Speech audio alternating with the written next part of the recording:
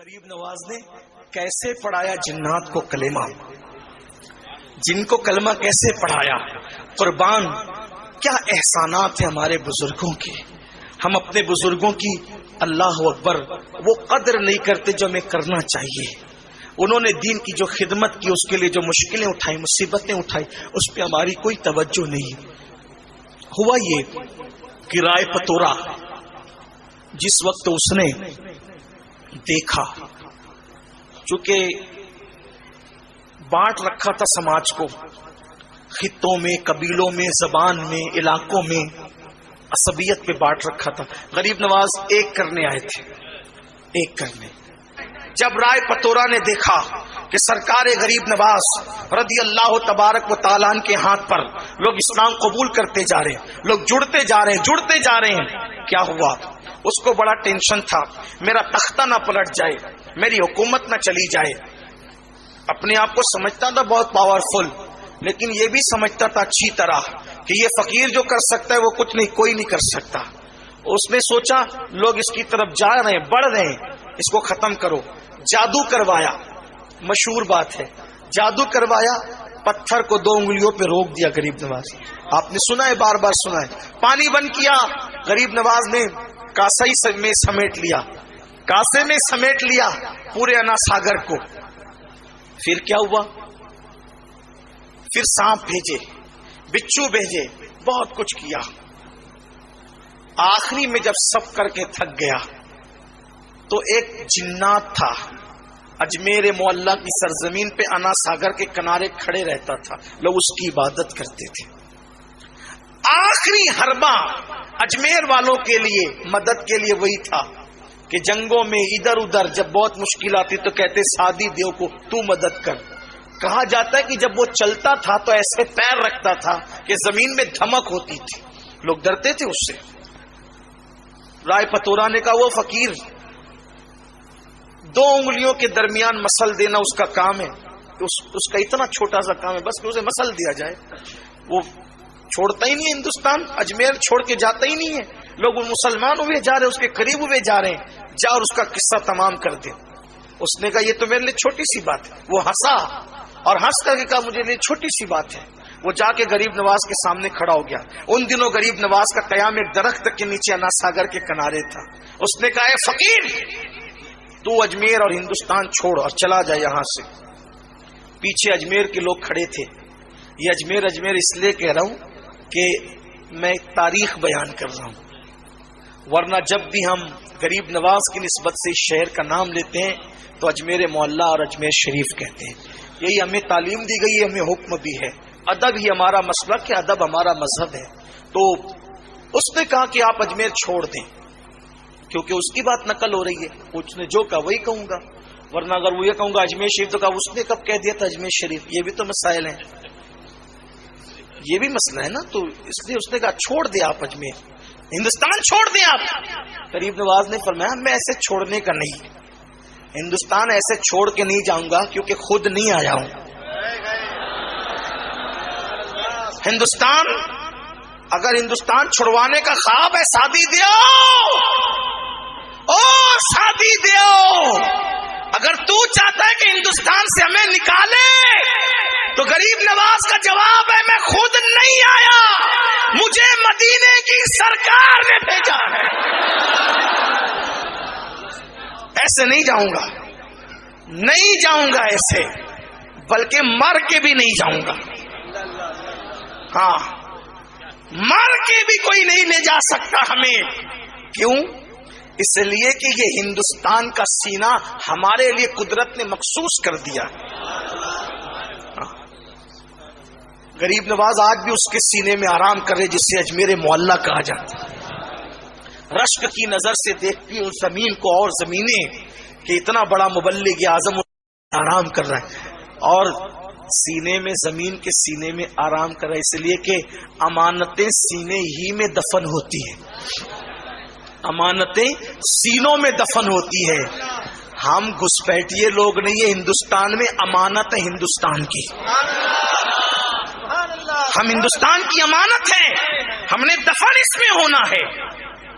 امانتیں دفن ہوتی ہے، باغی دفن نہیں ہوتے، غدار دفن نہیں ہوتے۔ اللہ اکبر، اگر نظام الدین یہاں دفن ہے تو بتایا جا رہا ہے کہ نظام الدین یہاں کے باغی کا نام نہیں، نظام الدین یہاں کی امانت کا نام ہے۔ قطب الدین اگر یہاں دفن ہے تو قطب الدین یہاں کے باغی اور لٹیرے کا نام نہیں، قطب الدین بختیار کاکی ہندوستان کی امانت کا نام ہے۔ یہ امانتیں ہندوستان کی، اور انشاءاللہ قیامت کے دن اسی زمین سے یہ امانتیں اٹھے گی۔ یہ اس زمین کی بھی امانت ہے اور ہمارے مذہب کی بھی امانت ہے۔ یہ اولیاء اللہ کے آستانے۔ اللہ اکبر۔ تو سرکار سلطان الہند غریب نواز نے کہ میں ایسے نہیں جاؤں گا، تیرے کہنے سے نہیں، کہ پھر مرنے کے لیے تیار ہو جا، دھمکی دے رہا ہے، مار ڈالیں گے تمہیں۔ غریب نواز نے کہا ٹھیک ہے، ہمارا ایمان ہے مسلمانوں کا، اگر اللہ نے موت لکھی ہے تو تیرے مارے بغیر بھی ہم مریں گے، اگر موت لکھی ہے تو مر جائیں، اور نہیں اس نے موت لکھی ہے تو پوری دنیا کے لوگ جمع ہو جائیں مارنے کے لیے، ہمیں مار نہیں سکتے۔ زندگی اور موت کا فلسفہ یہی ہے، پوری دنیا کسی کو مارنے کے لیے جمع ہو جائے اور اللہ نے موت نہیں لکھی ہے، نہیں مار سکتے۔ تاریخ بھری پڑی ہے، تاریخ۔ نمرود مارنا چاہتا تھا ابراہیم علیہ السلام کو، پوری نمرودی پارٹی جمع تھی، آگ میں ڈال دیا، مار سکے۔ فرعون مارنا چاہتا تھا موسیٰ علیہ السلام کو، اللہ نے اس کے گھر میں پرورش کروائی۔ دیکھو تو صحیح، لیکن کوئی بنے تو صحیح مسلمان، کوئی آئے تو صحیح اسلام کی طرف، کوئی آئے تو صحیح قرآن کی طرف، کوئی آئے تو صحیح مذہب کی طرف، کوئی آئے تو صحیح مسلک کی طرف۔ اللہ اکبر۔ وہ یقین پختہ کرو، جس دن مسلمانوں اپنا یقین اللہ پر پختہ ہو گیا اس دن مارنے والے پالنے پر مجبور ہوں گے، لیکن ہمیں اپنا یقین پختہ کرنا ہوگا۔ سرکار غریب نواز نے فرمایا تو نہیں مار سکتا مجھے، میرے اللہ نے اگر میری موت نہیں لکھی تو تو نہیں مار سکتا مجھے۔ اور پھر آپ نے اس پر ایک حملہ خود کیا، فرمایا کیوں نقصان اٹھاتا ہے، نقصان کیوں اٹھاتا ہے؟ تو بھی کلمہ پڑھ مسلمان ہو، فائدے میں رہے گا، تیری مراد پوری ہوگی، تیری تمنا پوری ہوگی۔ پیچھے لوگ کھڑے تھے، اب اگر جو لوگوں کا خدا بن کے کھڑا ہو اور کوئی اس کو کہے کہ تیری بھی مراد پوری ہوگی، جو لوگوں کی مرادیں جو ہے وہ باتیں کرتا ہے پوری کرنے کی، اگر اس کی مراد کی بات کی جائے تو اس کو شرمندگی نہیں ہوگی۔ اس نے کہا میری کیا مراد ہو سکتی ہے؟ فرمایا بتاؤں؟